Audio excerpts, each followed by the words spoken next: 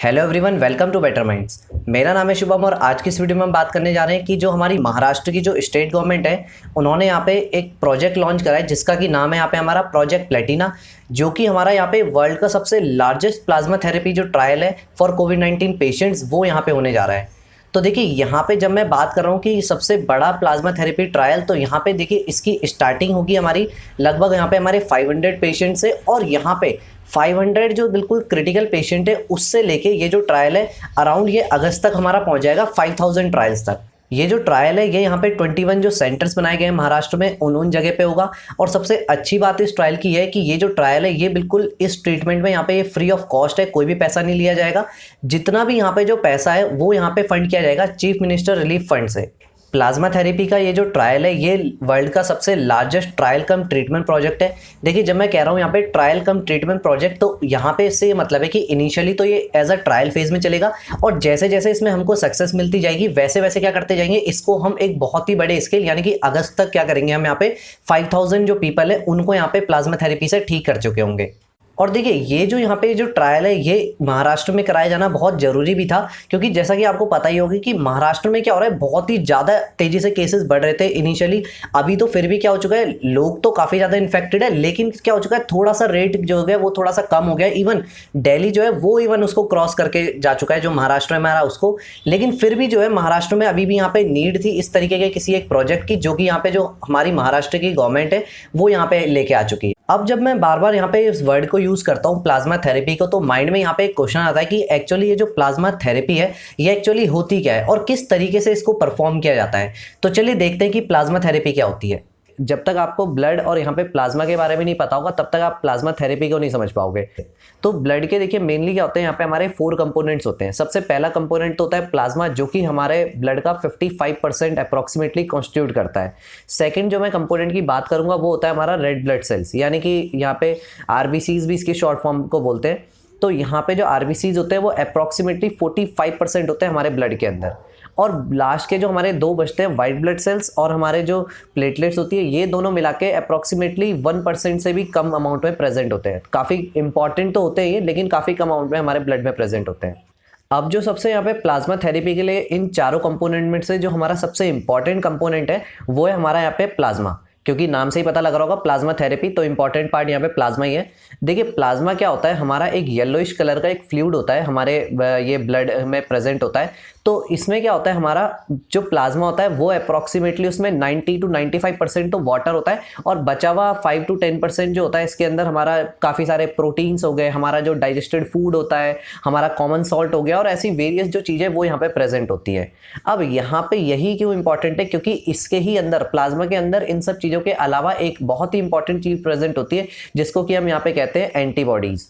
अब देखिए सबसे पहले तो मैं आपको बताता हूँ, यहाँ पे 2 टर्म्स बहुत ज्यादा यूज होने वाली है, एंटीजेंस और एंटीबॉडीज।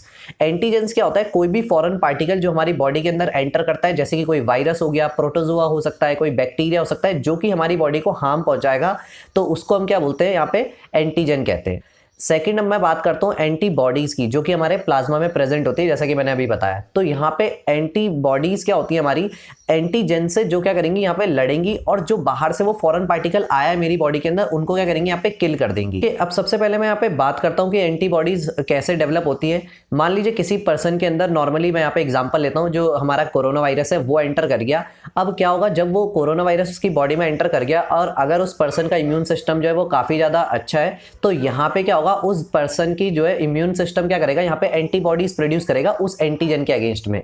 और जैसे ही ये एंटीबॉडीज प्रोड्यूस होंगी, ये एंटीबॉडीज क्या करेंगी, या तो देखिए 2 ही यहाँ पे ऑप्शन हो सकते हैं, या तो जो उसकी बॉडी में एंटीबॉडीज प्रोड्यूस हुई हैं या तो वो उनसे हार जाएंगी, या क्योंकि हो सकता है बहुत कम एंटीबॉडीज प्रोड्यूस हो एज कंपेयर टू जितने वहाँ पे एंटीजेंस प्रेजेंट है, तो तब तो उसकी बॉडी हार जाएगी और उसको काफी ज्यादा बहुत ही सीरियस कंडीशन हो सकती है और इवन डेथ भी हो सकती है इस कंडीशन में। बट अगर इन केस अगर यहाँ पे क्या होता है, जैसा कि बहुत सारे केसेस में हो रहा है, क्योंकि बहुत सारे जो लोग हैं वो रिकवर हो रहे हैं, बहुत ही कम लोग ऐसे हैं जिनकी कि यहाँ पे डेथ हो रही है हमारे कोविड-19 से। तो यहाँ पे क्या होगा, उसकी पर्सन की बॉडी में क्या होगा, एंटीबॉडीज डेवलप हो जाएंगी। अब ऐसा नहीं है कि वो पर्सन जब ठीक भी हो जाएगा तो उसके प्लाज्मा या फिर मैं कह सकता हूँ उसके जो ब्लड है उसके अंदर तब भी जो है वो एंटीबॉडीज वहां पे प्रेजेंट होंगी। अब अगर इन फ्यूचर कभी अगेन दोबारा ये जो वायरस है ये उसकी बॉडी में एंटर भी करता है, प्लाज्मा उसकी बॉडी के अंदर एंटर भी करता है अगर कोरोना वायरस, तो तब भी क्या होगा, उसकी एंटीबॉडी जो है उनको याद रहता है कि हाँ इस तरीके के वायरस को मारने के लिए हमको किस तरीके का यहाँ पे एंटीबॉडीज प्रोड्यूस करनी है। तो वो क्या करेंगे, एकदम से जो एंटीबॉडीज है वो क्या करेंगे, उस पर अटैक कर देंगे और बहुत ही कम चांसेस है कि दोबारा उसको ये जो डिजीज है ये इससे सफर करना पड़े, क्योंकि ऑलरेडी अब की बार क्या है, उसकी बॉडी इम्यून हो चुकी है अगेंस्ट दिस वायरस।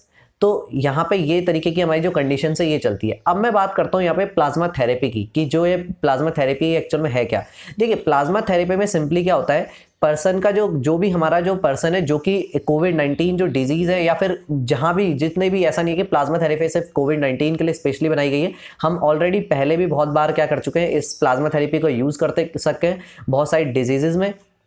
तो यहाँ पे क्या होता है, हम क्या करते हैं, किसी भी पर्सन के ब्लड को निकालते हैं, उसके बाद उसकी ब्लड की टेस्टिंग करी जाती है कि क्या इसके ब्लड में कोई अदर इन्फेक्शंस तो नहीं है। जैसे कि हो सकता है कि उस पर्सन की जो है वहाँ पे जो ब्लड है उसमें एंटीबॉडीज तो प्रेजेंट हो, लेकिन साथ ही साथ उसको कोई दूसरी डिजीज भी हो जो कि उसको पहले से हो या कुछ भी ऐसी हो सकती है, और जिसकी वजह से कोई दूसरे जो पर्सन की बॉडी में अगर हम उस ब्लड को डालते हैं तो वहाँ पे प्रॉब्लम हो सकती है। तो फिर उसकी पहले ब्लड की टेस्टिंग होती है। जब उसके ब्लड की टेस्टिंग हो जाती है और हमें पता लगता है कि जो इसका ब्लड है वो बिल्कुल सेफ है और कोई भी इसमें अदर जो डिजीज या कोई भी इन्फेक्शियस कोई भी चीज नहीं प्रेजेंट है, उसके बाद हम क्या करते हैं, जिस पर्सन जो डोनर है हमारा, जिस पर्सन का हमने ब्लड निकाला है उसके ब्लड से क्या करेंगे, प्लाज्मा को अलग सेपरेट कर लेंगे और बाकी जितने भी आरबीसीज और ये सब जो चीजें बची ये अलग रह जाता है।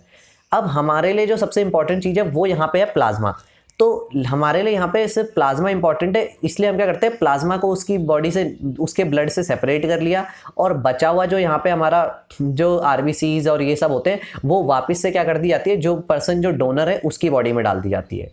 तो यहाँ पे ऐसा नहीं है कि पूरा का पूरा ब्लड ही हम निकाल रहे हैं, सिर्फ हमको प्लाज्मा चाहिए होता है, तो बाकी का जो ब्लड का जो कंपोनेंट बचता है वो वापस से जो डोनर है उसकी बॉडी में यहाँ पे डाल दिए जाते हैं।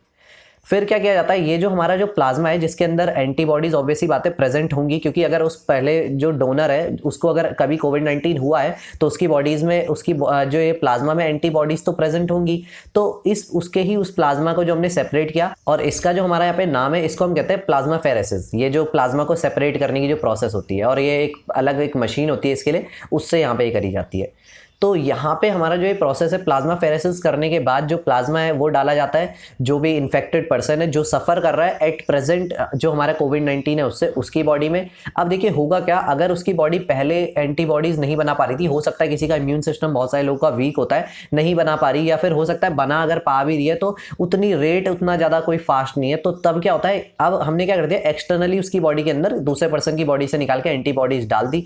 अब क्या होगा, यहाँ पे वो जो पर्सन है जिसकी हमने बॉडी में एंटीबॉडीज खुद से एक्सटर्नली डाली है, अब उसकी बॉडी अंदर क्या हो जाएगा, उसकी बॉडी के अंदर जो एंटीबॉडीज पहले नहीं बन पा रही थी अब वो आ चुकी हैं। तो अब क्या होगा, इजीली ये जो एंटीबॉडीज है ये क्या कर पाएंगी, उनसे जो कोरोना वायरस है उससे क्या कर पाएंगी, फाइट कर पाएंगी। तो यहाँ पे इस तरीके से वर्क करती है और वो जो पर्सन है वो पूरा का पूरा ठीक हो जाएगा। तो इस तरीके से वर्क करती है यहाँ पे हमारी जो प्लाज्मा थेरेपी है वो।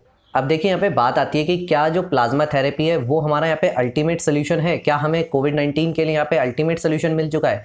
तो ऐसा बिल्कुल भी नहीं है, क्योंकि देखिए अल्टीमेट जो तरीका है वो तो हमारा रहेगा वैक्सीन ही। जब तक वैक्सीन नहीं बन जाती तो तब तक के लिए बस ये बहुत सारे मेथड्स है जो कि हम अप्लाई कर रहे हैं कैसे भी इस बीमारी को तब तक रोकने के लिए, जिससे कि कम से कम जो लोग हैं वो इन्फेक्ट हो और काफ़ी कम लोग जो है उनकी यहाँ पे डेथ हो बस। तो ये हमारा अल्टीमेट तरीका नहीं है। और इसके लिए देखिए अल्टीमेट तरीका क्यों नहीं है, मैं इसके लिए यहाँ पे चैलेंजेस बताऊंगा आपको कि क्या क्या हमको यहाँ पे चैलेंजेस फेस करने पड़ेंगे। सबसे जो यहाँ पे पहला चैलेंज है वो तो यहाँ पे आता है ब्लड ग्रुप का, क्योंकि देखिए जो भी रिकवर्ड पर्सन है तो उसका जो ब्लड ग्रुप होगा तो वो एक पर्टिकुलर ब्लड ग्रुप को ही वहाँ पे अपना जो वो है डोनेट कर सकता है। जैसे हमारे ब्लड डोनेशन में होता है कि एक पर्टिकुलर जो ब्लड ग्रुप है वो एक पर्टिकुलर ब्लड ग्रुप को ही डोनेट कर सकता है, ऐसा नहीं कि हर किसी को डोनेट करेगा। तो वही सेम प्रोसेस यहाँ पे प्लाज्मा को डोनेट करने में भी चलती है। तो यहाँ पे पहली प्रॉब्लम तो ये देखने को मिलेगी। सेकंड जो यहाँ पे प्रॉब्लम फेस करने को मिलेगी वो यहाँ पे ये है कि ऐसा जरूरी नहीं है कि जो रिकवर्ड जो पर्सन है उसको कोई भी अदर डिजीज ना हो सकता है कि उसको कोई और भी डिजीज हो, उसकी जो ब्लड है उसमें काफी सारे और इन्फेक्शन भी हो सकते हैं। हो सकता है वो कोविड-19 से तो बाहर निकल के आ गया लेकिन उसको कोई दूसरा इन्फेक्शन है, जिसकी वजह से अगर हम उसके प्लाज्मा को किसी दूसरे पर्सन के बॉडी में डालते हैं तो वहां पे क्या होगा, जो दूसरा पर्सन है बहुत ज्यादा चांसेस है कि वो भी किसी दूसरी प्रॉब्लम से इन्फेक्ट हो जाए। कोविड-19 से तो वो बच जाएगा लेकिन कोई दूसरा इन्फेक्शन अगर हो जाएगा तो कोई वहां पे फायदा नहीं होगा इस चीज का। थर्ड यहाँ पे बहुत ही इंपॉर्टेंट जो चीज आती है वो यहाँ पे ही आती है कि जो पर्सन है वो क्या हुआ है, अभी रिसेंटली रिकवर हुआ है उस बीमारी से, तो उसकी जो बॉडी है वो बहुत ही ज़्यादा वीक होगी। बहुत ज़्यादा वीक होने के कारण क्या हो सकता है, यहाँ पे हम उसकी बॉडी से इतना ज़्यादा ब्लड तो निकाल ही नहीं पाएंगे, क्योंकि इतना ब्लड इसलिए नहीं निकाल पाएंगे क्योंकि अगर ज़्यादा ब्लड निकाल लिया तो उसकी बॉडी वीक हो जाएगी और हो सकता है कि कहीं उसको और कोई प्रॉब्लम ना फेस करनी पड़े वहाँ पे। तो इस वजह से क्या हो सकता है, हम उसकी बॉडी से इतना ज़्यादा प्लाज्मा निकाल ही नहीं सकते। तो अभी जो एवरेज जो चल रहा है, जो बताया गया यहाँ पे, वो कहा जा रहा है कि एक पर्सन जो कि अपना प्लाज्मा अगर डोनेट करता है तो हम उससे क्या कर सकते हैं, ज़्यादा से ज़्यादा 2 या फिर 1 या 2 ही जो लोग हैं उनको यहाँ पे ट्रीट कर सकते हैं। So this is the end of this video. I hope कि आपको यहाँ पे काफी कुछ जानने को मिला होगा। अगर आपका इस वीडियो से रिलेटेड कोई भी डाउट या फिर हमारे चैनल से रिलेटेड कोई भी सजेशन है तो उसको भी कमेंट सेक्शन में जरूर लिखिएगा। मैं आपके डाउट्स का रिप्लाई और आपके सजेशंस को इंप्लीमेंट करने की यहाँ पे पूरी कोशिश करूंगा। तो चलिए मिलते हैं फिर नेक्स्ट वीडियो में। मेरा नाम है Shubham and thanks for watching.